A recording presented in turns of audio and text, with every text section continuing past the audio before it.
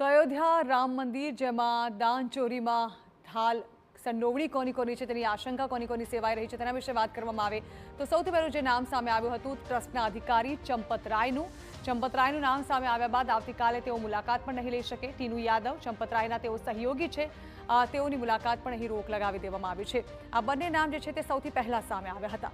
ત્યારબાદ ટીનુ યાદવ જેનો ભત્રીજો છે મનીષ યાદવ તેનું નામ પણ સામે આવ્યું છે। મંદિરના વહીવટકર્તા ગોપાલ રાવની પણ નામની આશંકા સેવવામાં આવી રહી છે। શું તેઓએ ઘાલમેલ કરી છે? સાથે જ લવકુશ અને અનુકૂળ દાનની ગણતરી કરનાર જે બે વ્યક્તિઓ છે તેમની પણ તપાસ કરવામાં આવશે।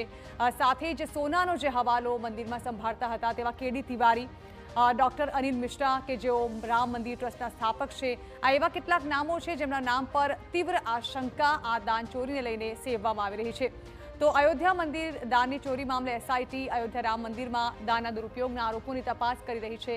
આ દાન ચોરી કેસમાં અત્યાર સુધીમાં 6થી વધુ લોકો પર દાન ચોરીનો આરોપ છે। સાથે તેમના પર વૈભવી બંગલા અને ફાર્મ હાઉસ સહિત 50 કરોડની સંપત્તિ એકઠી કરવાનો આરોપ છે।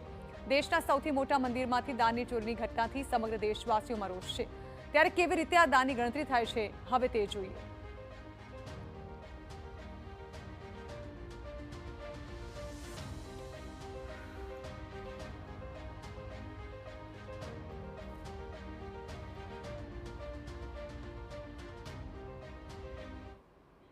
તો હવે એ જાણવાની કોશિશ કરીએ ગ્રાફિક્સના માધ્યમથી કે આખરે દાનની ગણતરીની પ્રક્રિયા કઈ રીતે હાથ ધરવામાં આવે છે।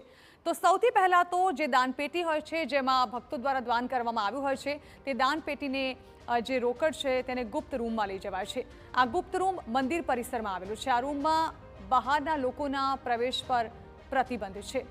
50 કર્મચારીઓની હાજરીમાં તેની ગણતરી કરવામાં આવે છે અને 24 જેટલા કર્મચારીઓ નોટ ગણીને તેના બંડલ બનાવે છે। 12 ટ્રસ્ટના કર્મચારીઓ આ 24 કર્મચારી પર નજર રાખે છે અને અન્ય 14 કર્મચારીઓ એસબીઆઈ અને ટીસીએસ ઓડિટ ટીમ હોય છે। તો રામ મંદિરના વ્યવસ્થાપનની જવાબદારી સંભાળતા શ્રી રામ જન્મભૂમિ તીર્થક્ષેત્ર ટ્રસ્ટમાં હવે ટૂંક સમયમાં જ મુખ્ય કાર્યપાલક અધિકારીની પણ એન્ટ્રી થઈ શકે છે। ટ્રસ્ટમાં સીઈઓની નિમણૂક સંબંધિત કાનૂની પ્રક્રિયાની માહિતી પણ લેવામાં આવી રહી છે। રામ મંદિરના ચઢાવવામાં ચોરીના પ્રકરણ સામે આવ્યા બાદ સરકાર ટ્રસ્ટમાં સીઈઓ નિમીને તેને જવાબદારી સોંપાશે।